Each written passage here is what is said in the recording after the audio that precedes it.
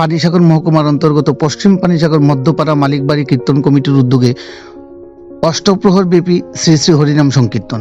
এই উপলক্ষে দুপুরে অনুষ্ঠিত হয়ে একটি সুসজ্জিত শোভাযাত্রার মাধ্যমে শুভ অধিবাস কীর্তনের জলভরা কর্মসূচি। উক্ত শোভাযাত্রাটি মধ্যপাড়া মালিকবাড়ি থেকে শুরু হয়ে পশ্চিম পানিসাগর গ্রাম সহ পানিসাগর বাজার পরিক্রমা করে পুনরায় মালিকবাড়িতে গিয়ে সমাপ্তি হয়। এই মর্মে সন্ধ্যায় মালিকবাড়ি প্রাঙ্গণে অনুষ্ঠিত হয় বিধায়ক এলাকা উন্নয়ন তহবিলের সাহায্যার্থে নবনির্মিত নাট মন্দিরের শুভ দ্বারোদ্ঘাটন অনুষ্ঠান। শুভ দ্বারোদ্ঘাটন করেন পানিসাগর বিধানসভার বিধায়ক বিনয়ভূষণ দাস। সভাপতি হিসেবে উপস্থিত ছিলেন এলাকার প্রবীণ ব্যক্তিত্ব রথীন্দ্র দাস। প্রধান অতিথি হিসেবে উপস্থিত ছিলেন উত্তর জেলা সহকারী সভাধিপতি ভবতোষ দাস। এছাড়াও উপস্থিত ছিলেন পশ্চিম পানিসাগর গ্রাম পঞ্চায়েতের প্রধান সন্দীপ দাস, পানিসাগর পঞ্চায়েত সমিতির সদস্য প্রমোদ রঞ্জন দাস, বিশিষ্ট সমাজসেবী বিবেকানন্দ দাস এবং শীতল দাস সহ অন্যান্য বিশিষ্ট ব্যক্তিত্বরা। কীর্তন পরিচালন কমিটির পক্ষ থেকে জানানো হয় যে রাত্রিতে অনুষ্ঠিত হবে শুভ অধিবাস কীর্তন। আগামীকাল সকাল থেকে শুরু হবে অষ্টপ্রহর ব্যাপী হরিনাম সংকীর্তন। এই উপলক্ষে বৃহস্পতিবারে অনুষ্ঠিত হবে ভক্তপ্রাণ পুণ্যার্থীদের মধ্যে মহাপ্রসাদ বিতরণ কর্মসূচি। শুক্রবারে অনুষ্ঠিত হবে মুহূর্ত বিদায় কর্মসূচি। এবারকার অষ্টপ্রহর ব্যাপী হরিনাম সংকীর্তনে অংশগ্রহণ করবেন মোট 4টি কীর্তনিয়া দল। শুভ অধিবাস ও পুণ্যায় থাকছেন উত্তর জেলার খ্যাতিসম্পন্ন পদাবলী কীর্তনিয়া জগৎজীবন বাবাজি। এবারে রঘুনন্দনের দায়িত্বে রয়েছেন এলাকারই প্রবীণ ব্যক্তিত্ব কৃপাময় দাস। অষ্টপ্রহর ব্যাপী শ্রী শ্রী হরিনাম সংকীর্তনটিকে সর্বার্থ সার্থক করে তুলতে ভক্তপ্রাণ পুণ্যার্থীদের শুভাগমন কামনা করেন কীর্তন পরিচালন কমিটির সদস্যবৃন্দরা। পানিসাগর প্রতিনিধি রিপোর্ট, শ্যামলী ত্রিপুরা। মুখরিত হোক, প্রভুর ইচ্ছায় সবকিছু পরিচালিত হয়। ভগবানের বা প্রভুর ইচ্ছা ছাড়া কোনো কিছুই সম্ভব নয়। কমিউনিটি সেট হয়েছে, বিধায়ক বিনয়ভূষণ দাস সেটা দেয়নি, প্রভুর ইচ্ছা ছিল। এবং এই যে টাকাটা যেটা দেওয়া হয়েছে এটা পাবলিক মানি, সরকারি টাকা, আমার ব্যক্তিগত তরফ থেকে কিছু নয়, যার জন্য ক্রেডিট বিনয়ভূষণ দাসের নয়।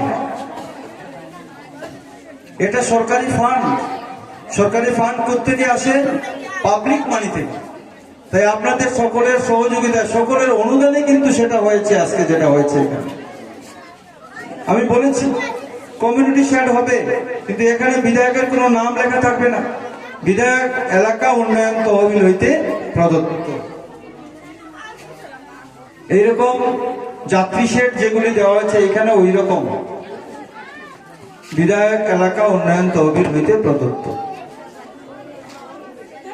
বছরে আমরা যখন আসি তখন 35 লাখ টাকা ছিল বিধায়ক এলাকা উন্নয়ন তহবিলে। আসার পরে সেটা 50 লাখ টাকা বছরে করা হয়েছে। গত বিধানসভাতে আমরা সেটা 75 লাখ করেছি। 75 লাখ হয়েছে বছর।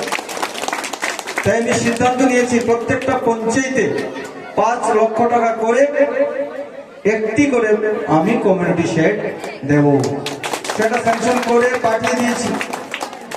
আপনাদের এখানে হবে, ঠান্ডা কালীবাড়িতে হবে, সব পঞ্চায়েতে একটা একটা করে স্যাংশন হয়ে গেছে। সেগুলি কাজ শুরু হয়ে যাবে। উত্তর পদ্মবিল, দক্ষিণ পদ্মবিল, পশ্চিম পদ্মবিল শেষ হয়ে গেছে।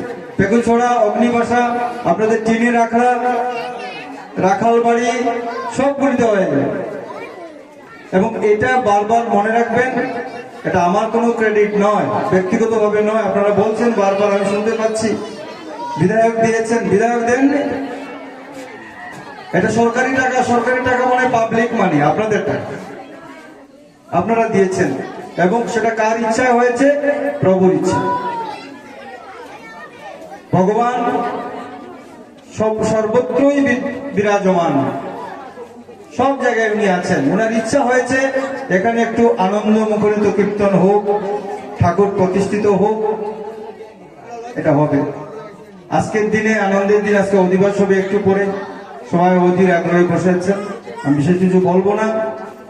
কারো কোনো অসুবিধা হলে আমাকে ডাইরেক্ট ফোন করবেন, কোনো অসুবিধা আমি প্রস্তুত আছি। আমরা সবাই জনপ্রতিনিধি যারা রয়েছেন, প্রধান সাহেব রয়েছেন, মেম্বার রয়েছেন, তাদের দ্বারস্থ হবেন, কারো যাতে কোনো অসুবিধা না হয়। সরকারের এইটাই কিন্তু প্রতিজ্ঞা যে আমরা সবার সেবার জন্য কাজ করতে প্রস্তুত থাকবো। কতটুকু করতে পারবো আমরা জানি না, তো আমরা চেষ্টা করবো, চেষ্টার কোনো ত্রুটি থাকবে না। এই বলে বক্তব্য শেষ করছি। সবাইকে আমার নমস্কার।